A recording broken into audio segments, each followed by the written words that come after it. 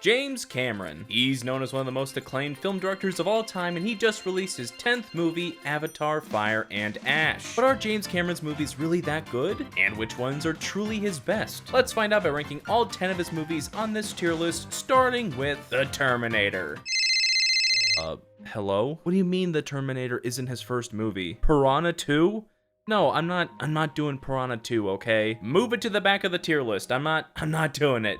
Goodbye. The Terminator. The film that spawned a lackluster franchise and the first big movie of Cameron's career. And while this first Terminator movie isn't really considered by many people to be the best of the franchise, it is a pretty darn good little action thriller. But let's start by taking a look at the main man himself, the Terminator, played by Arnold Schwarzenegger. I think it's fair to criticize Arnold's body of work for not being the most varied, and to criticize him for not being the greatest actor, but there's just no denying how good he is in this role. He's this emotionless, unwavering death machine that will stop at nothing to terminate his target. And the way Arnold moves and scans around sells that perfectly. This movie lives or dies by its central villain, and the Terminator is as iconic as they come. Also, he has one of the most iconic lines in all of cinema.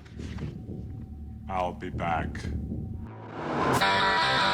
The one aspect of the Terminator as a villain that doesn't completely work, especially nowadays, is the visual effects. Sometimes they do look good, but man, other times they sure do look dated. And they do unfortunately take you out of the movie a bit. What the hell is even that? James Cameron is known for these huge, grand action set pieces today, and while the first Terminator doesn't really have anything on the same scale, the action sequences that are in the movie are impressive, especially when you take into consideration the budget. This movie was made on $6.4 million, which today would be roughly $20 million. That is not a ton of money in movie land, but all the various car chases, shootouts, and escapes are all visceral and intense, and perfect for a thriller like this. Cameron gives this much smaller movie a much bigger sense of scale because of these action scenes and how they're filmed. But the original Terminator would be nothing without its main characters and the central story between them. The story of Terminator on the surface is very simple. There's a war in the future between mankind and the machines, so the machines sent a Terminator back to kill the mother of John Connor, who's the leader of mankind. And so the humans sent back Kyle Reese to protect Sarah Connor from the Terminator. And what follows is this game of cat and mouse where our main characters barely manage to escape the machine. And through that lens, the story works. It's paced well, it leads to a very thrilling climax, and it's overall an entertaining story. But beneath the surface, we get what is one of the most touching and heartbreaking romance stories I have ever seen in a movie. I want to applaud James Cameron for continuing to include romance in his movies, because it really does seem like many big Hollywood blockbusters don't do this anymore. But the romance between Sarah Connor and Kyle Reese works well because these characters are bonded over their shared circumstances, and both characters go through a pretty huge change thanks to each other. In the beginning, Sarah is a very typical damsel in distress, but she grows into a capable survivor, someone who understands the gravity of what the world will become in the future. She becomes the Sarah Connor of legend. And Kyle Reese starts off as a very typical foot soldier who only cares about his mission because war was all he ever knew. But because of Sarah, he experienced love in a way that he never had the chance to before, which leads to him fighting harder to protect her and eventually giving his own life for her. It's a sad tale, but it works so well. Also, it tickles me so much that in trying to kill John Connor, the Terminators accidentally ensured his conception by sending a Terminator back to kill him, only for mankind to retaliate by sending back John's father. And I want to give both Linda Hamilton and Michael Biehn their flowers for two great performances here. As far as negatives go, I guess it can be a little slow sometimes, especially if you're not invested in the romance aspect. Also, the special effects I mentioned earlier aren't quite as good, but this is a very, very effective movie, and I'm gonna have to give it a strong A tier. Alright, next up is Piranha 2. No.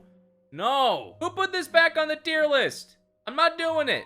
You can't make me! Aliens. I've already talked about Aliens in my Alien ranking from last year, so I'll be very brief here. Basically, it's a fantastic movie, one of the best of the franchise with the original Alien. It has some incredible action, some good humor, and it still manages to be scary at times. The characters are great. I love the newfound family dynamic between Ripley and Newt, and it has some absolutely incredible special effects with the xenomorphs, the power suit, and of course the Queen. It also has the best line of the entire franchise. Game over, man. It's game over. So Aliens is gonna go in S tier. Make sure to check out that Alien ranking for my full thoughts. The Abyss is one of the few James Cameron movies I have not seen before making this video, and I completely understand it's a fan favorite for some, but honestly, I didn't love it. It's not a bad movie by any means, it just didn't really resonate with me personally. But let's first talk about the things I did appreciate about it. For starters, the setting. The deep water lends itself to a ton of incredible moments and visuals. Every underwater shot is impressively filmed and looks absolutely mesmerizing, especially at the end, when Ed Harris's character sees that jellyfish wizard society, and the rig that the characters are trapped on is almost like a character itself. It's simultaneously both their sanctuary and also the big tin can where everyone is losing their marbles. The rig is detailed down to the point where it feels genuine and lived in, and it's also a very claustrophobic setting, adding to the stakes of the greater story. I really like the jellyfish wizards too, and yeah, that's how I'm gonna refer to them in this video. It is what it is. They're very different than your typical movie monster. They're not evil, they're not trying to eat anyone. They're benevolent, mysterious jellyfish wizards that wind up saving the day. The real horror of the Abyss isn't fish goblins or alien creatures. It's what humans are capable of, like arming nuclear devices, or starting a mutiny, or torturing rats. Seriously, I do not like the rat scene. Like, I understand none of the rats died from this movie, but you're still torturing an animal.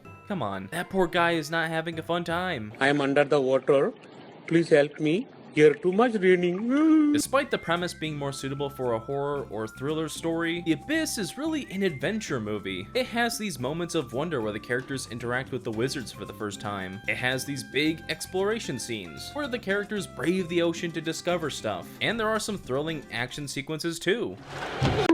Everything I've mentioned so far has been all well and good. I genuinely enjoy those aspects of The Abyss, but the story and the characters really let this movie down. I do not care for any one of these people in the slightest. They're all so generic and bland and flat out boring. There was some potential for the storyline between Bud and Lindsay where they fixed their marriage, but even that I couldn't really care for. And in a movie like this where the characters are in a survivor scenario, you want the audience to care if they make it out or not. But I just couldn't. For me, The Abyss was painfully boring. But I will say the performances are solid, I can't deny that. Ed Harris and Mary Elizabeth Monster Antonio were both good as the leads, and Michael Biehn was the standout as the schizo guy who loses it and starts a mutiny. But yeah, all in all, I just couldn't really get down with The Abyss. It's a fine watch, but not stellar in my opinion. So it's going in B tier. Terminator 2 Judgment Day. I have been waiting to talk about this movie for the longest time, because not only is it one of the best films in this video, not only is it the best movie of the entire Terminator franchise, not only is it one of the best movies of all time, but I firmly believe that Terminator 2 Judgment Day is the greatest action film ever made. So let's talk about that first.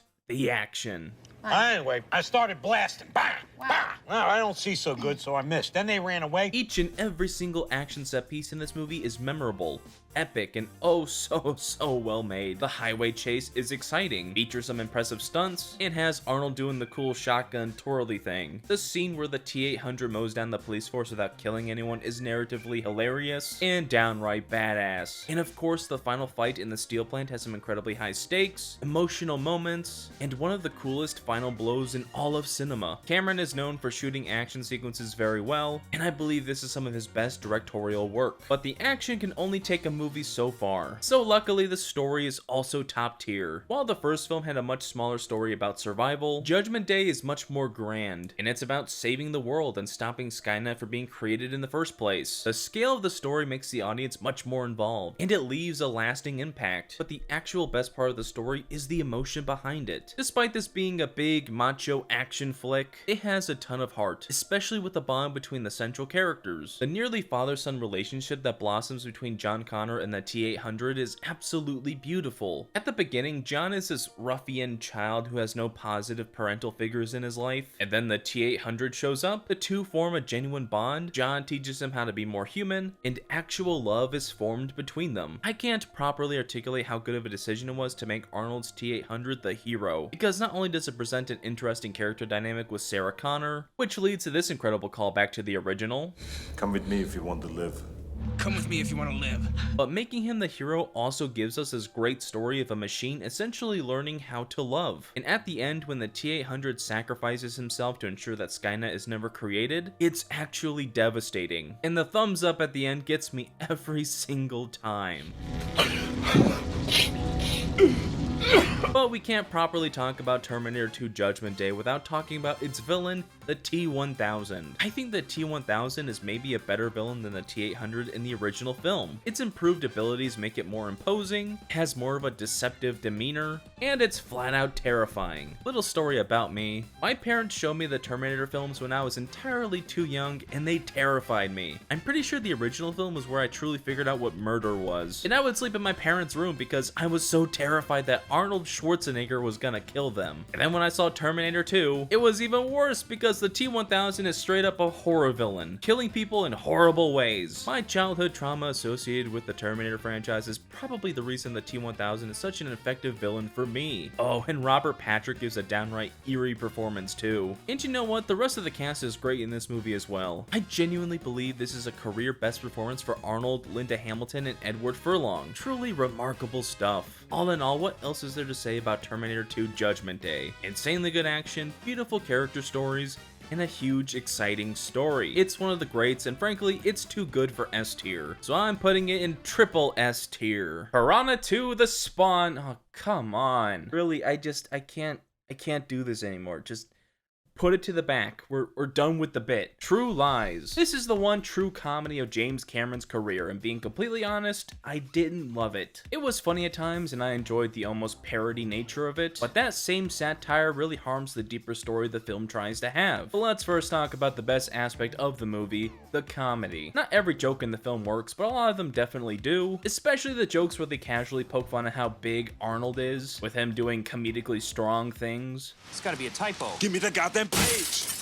Additionally, there's a bunch of reoccurring bits throughout, like Arnold driving stuff he really shouldn't and just being like, sorry. But my absolute favorite gag is when Arnold daydreams about killing Bill Paxton in the most what the hell way possible. Ass like a 10-year-old boy. The action mostly works too. There are for sure some really cool moments like the beginning shootout down that snowy hill, or when Arnold and Jamie Lee make their great escape and Arnold uses that huge flamethrower, or at the very end where Arnold fights the big bad with a jet. That's just hilarious. But while these scenes are enjoyable, they're not spectacular. There's nothing here that comes close to the action in Cameron's other work, but True Lies is a comedy, so it kinda gets away with it. And the action also does have its own funny bits, like Arnold doing this cool backflip, or the horse ride chase where you can clearly see the stunt double at multiple times. Admittedly, I'm not sure if that was intended to be a joke or not, but I still find it pretty funny. Wait a minute!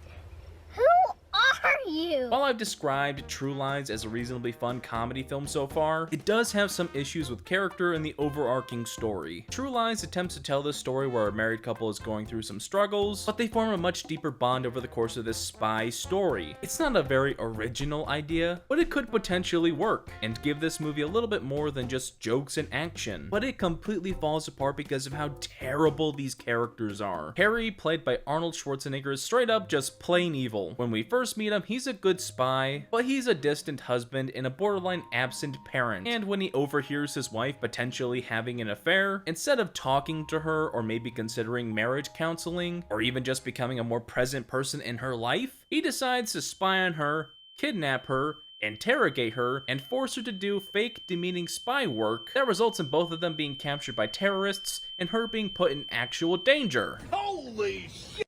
God damn! God damn! I genuinely cannot decide what's worse, the fact that he did this to his wife, or the fact that he used taxpayer dollars to do it. Look, I get it, this is a comedy movie, and that this story is an over-exaggeration of an affair plot, but when the characters are supposed to have a more genuine story where they fix their marriage problems, it doesn't really work at all. And I'll sum up everything I said into this. The movie wants to be a goofy, satirical comedy, and it also wants this deeper story, and the two just do not mix at all. They are completely at odds with one another, and so the whole movie completely fails to me. So despite the laughs and occasional cool moments, True Lies is kind of a mess. So I'm gonna put it in B tier. Titanic. There are very few movies that have succeeded on the same level as Titanic, gaining huge success with critics, audiences, and at the box office. And while some people might claim that Titanic is overrated, they're just plain wrong. Titanic deserves every bit of success it has earned because it's just that good. Let's first talk about the sheer spectacle on screen, because this is the most grand James Cameron film yet. It's extremely effective at showcasing the scale of the ship, as well as the scale of the devastation with all the souls that were lost on it. And as an effects movie, Titanic is seamless. The mixture of practical effects and sets with computer-generated enhancements fully sell the effect of this sinking ship. Not to mention the extra acting, the stunts, and the way everything is shot makes the entire last half of the movie breathtakingly sad. I mean, seriously, the part where the Titanic splits apart is just pure movie magic. I don't know how that was able to be done, especially in 1997. The stakes in the dire situation feels real because it looks entirely real. And despite this movie being a fictional story set during a real-life disaster, it never makes light of these events or pokes fun at anything. It treats it with the reverence it deserves. Titanic is over 3 hours long. It was a double VHS back in the day. But despite the huge runtime, I would consider this a perfectly paced movie. In the beginning, we're introduced to Bill Paxton's character, who's looking for the heart of the ocean. And in his searching, he brings aboard Rose, who tells the story of Titanic in an almost storybook-like fashion. The introduction works as a way to bring the character stories full circle. And of course, the main portion of the film gives us the full story of Jack and Rose and how they met, fell in love, and their tragic ending. There isn't a scene that needs to be cut. There isn't a moment that drags. Everything is how it needs to be for the story to have its full effect. So let's talk about the best part of Titanic,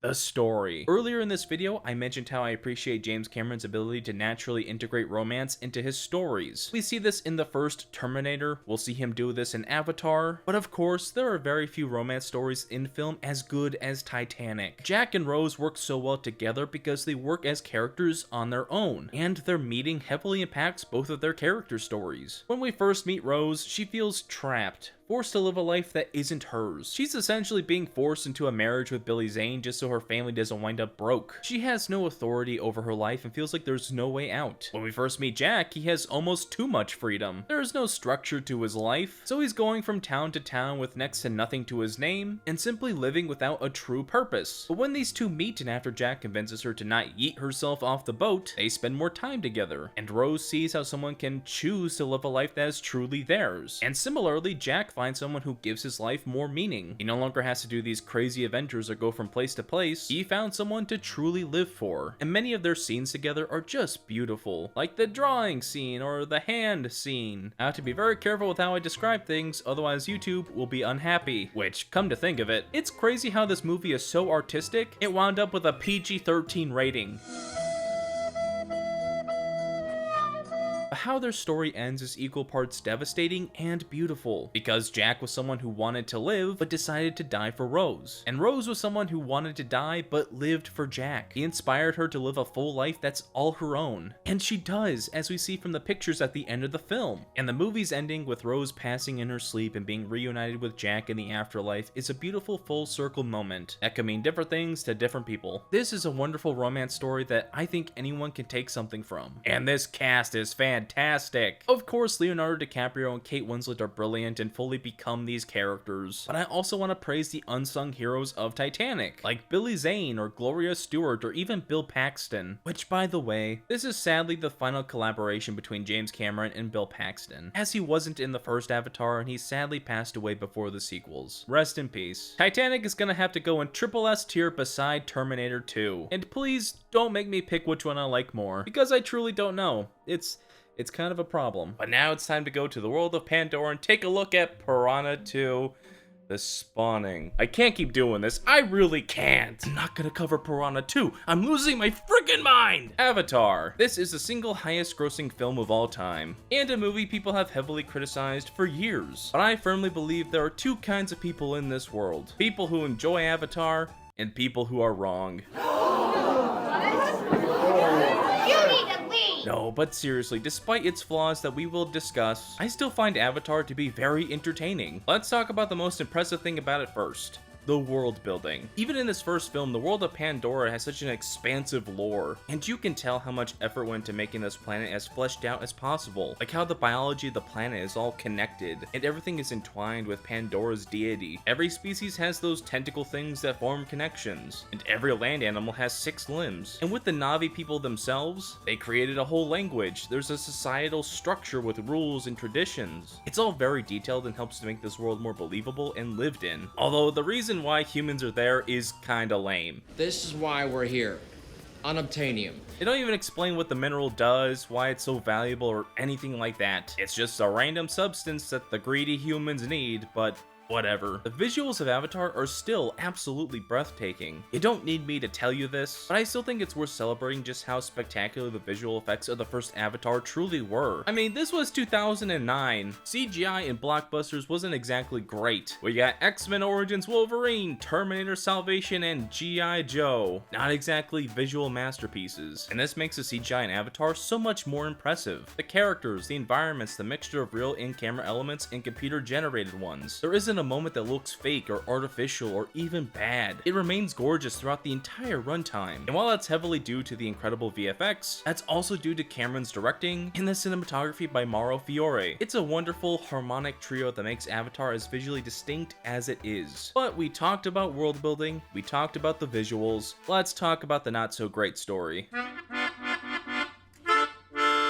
Yeah, the story of Avatar is just a hodgepodge of various formulaic beats that we've seen before many times in a bunch of different movies. There is a story of a guy sent to spy on or to fight against a native population, only to join said population and fight for them. Think Dances with Wolves or The Last Samurai. There's also a liar revealed story where Jake reveals that he knew the humans would destroy Home Tree, and this is similar to something like A Bug's Life or Ratatouille. And of course, there's the Chosen One trope where Jake slowly becomes Turok Makto. Harry Potter, Star Wars, blah blah, we all know this one. Avatar's story doesn't really offer anything more than these recycled story beats, which I believe is the biggest reason why people say Avatar is kind of forgettable. It's a very understandable criticism, but something that isn't forgettable is the characters. I can't lie, I love the characters. Jake Sully has a solid character arc of finding something for himself. Back on Earth, he had nothing and he was nothing, but here on Pandora, he found true purpose. He found a place where he belongs, and he found the love of his life. It's a simple character arc, but it's effective, and I do enjoy the romance between Jake and Neytiri. It's very wholesome. Neytiri is a compelling character on her own, as she's kind of a representation of the idea of changing perspective. She was originally gonna ice Jake, but saw that Awa didn't want her to, and then she allowed herself to change her perspective on Jake, which led to the survival of the Na'vi people. Also, Quaritch is a solid villain, Grace and Norm are fun characters, and really the whole cast is solid. So all in all, despite its flaws, Avatar is still a very, very enjoyable movie. So I'm gonna throw it in A tier. James Cameron made yet another movie set in the ocean with the Avatar sequel, Piranha II: The Spawn. Oh, motherfucker! Avatar: The Way of Water. Probably one of the most anticipated sequels of all time, and man, I have to say, I think it kind of lived up to the hype. For starters, not only did The Way of Water match the visuals of the first movie, but it exceeded them in every way. It's downright groundbreaking how this movie blends real in-camera elements with computer-generated ones. The Na'vi characters feel like real, weighted beings. And don't even get me started on the underwater stuff. We get a ton of moments where Cameron is clearly flexing how good his movie looks, with how often we spend time underwater. Seriously, this looks like a David Attenborough nature documentary. The Na'vi aren't the most proficient swimmers, but I've been known to brave the waters when need be, and oh, what the is on? What the oh, what the The story isn't nearly as generic as the original film, but the pacing does feel much more wonky. It's much more of a character-based story, and so the narrative takes a break every now and then for Jake to ride a fish, or whatever the other characters are doing. But the character stories are solid because we got new characters. Jake and Neytiri got busy and had some kids. These characters are both important on their own and have unique stories, but they also serve as Jake and Neytiri's motivations throughout the film. They decide to leave their home to keep their kids safe. They run away from the war with the humans and try to find peaceful lives elsewhere, but peace is not an option. War finds them, and after losing their oldest son and having that gut-wrenching experience, Jake and Neytiri fulfill their character stories and realize they can't protect their kids by running. They can only protect their future by fighting for it. It's a powerful story arc made even better by the characterization of the kids. Neteyam is the oldest son who's always protecting his younger siblings, even giving his life for them in the process. Loak is the angsty middle child who has the most growth in the story. And then there's Kiri, who's somehow both the most important and least important, at least in this movie. She has a much deeper connection to Awa. She was spontaneously born from Grace's avatar and has a better understanding of nature and whatnot, but we don't really get any answers in this first movie, so we have to wait for the sequels for all that stuff. I will say, it does sound strange on paper to have 76-year-old Sigourney Weaver play this character, but she actually does a good job. Kiri feels like her own character, and the performance doesn't stand out in any bad way. But my favorite part of Avatar: The Way of Water is surprisingly Quaritch. It does seem kinda cheap for the villain of the first one to come back from the dead as a cat boy, but it works. His new Avatar self goes on a pretty darn good character journey. Quaritch hates Jake Sully and not only wants to find him and kill him, but he wants to be better than him. He uses his new Avatar body to live like a Na'vi, and to do Na'vi things in an attempt to be superior. He's a very petty man, and that one shot of him crushing his own skull goes incredibly hard. That single shot perfectly encapsulates his character in this movie. Avatar: The Way of Water is a darn good movie and a more than worthy sequel. I don't know if I enjoyed it more than the original, but it's certainly on the same level as it, so it's also gonna go in A tier right next to it. For the final movie on this ranking, Piranha 2, you know what? Fine. You wore me down. Let's finally talk about Piranha 2. 2 hours later. Piranha 2, The Spawning is terrible. Everything about this movie is boring, monotonous, and obnoxious. The characters suck. The writing sucks. The acting sucks. I had a thoroughly unenjoyable time watching this movie. But if you didn't have a terrible time watching this video, why not consider subscribing? It'll let you know every time I upload a new video. And we're getting closer to 100,000 subscribers. And once we do, I'm releasing a ranking of every single Star Wars movie and show. So make sure you hit that subscribe button, and yeah, I'm using Piranha 2 as a sub plug. I mean, what else do you want me to say about Piranha 2? It's freaking Piranha 2, it's terrible. So let's toss it in D tier and move on to Avatar: Fire and Ash. They said he couldn't do it. They said that Avatar was dead and he was washed and he couldn't deliver the cinematic experiences like he used to. But Jimmy C is simply that guy. Even at 71 and on his third Avatar film, James Cameron still knows how to deliver a cinematic experience. And while Fire and Ash isn't a perfect movie, it's yet another hit in Cameron's long string of hits. But before the Glaze Fest begins, let's talk about the thing I did not enjoy about the movie first. The pacing is very strange. It kinda almost feels like two different movies at certain points. The actual plot of the movie truly starts when Quaritch goes to Varang to ask for her help, and everything that happened beforehand was just a prelude. And even after that, the movie juggles a bunch of different plot threads that didn't tie up nicely in the end. I'm being vague to avoid spoilers, but the movie can certainly feel pretty messy at times. And maybe that's just because I've only seen it once, and maybe on rewatch it'll flow a lot better, but that's for sure something I noticed. Cameron is really asking the audience to hold on for the ride, because Fire and Ash is kinda insane at times. This is by far the bleakest Avatar film to date. For pretty much the entire runtime, there is this pressure that's being applied to Jake and his family. Things become more dire, emotions run deeper, and there's this overwhelming sense of dread that no one is safe. The characters are forced to make tough choices, and there were so many moments where I can feel my heart beating out of my chest, both because the movie was intense and also because I saw her. This is the only pure thing in this world. Varang is such a wonderful inclusion in this movie. Not only is she an interesting character in her own right with a unique design and downright lovable personality, but her relationship with Quaritch is maybe my favorite part about the movie. This is the most, I don't want to fix her, I want her to make me worse relationship I have ever seen in cinema. Quaritch becoming more Na'vi because of his romance with Varang adds to his overarching character story. Because like a lot of what he was doing in Way of Water, it mirrors Jake Sully's story, and he is fully becoming the best part of this series.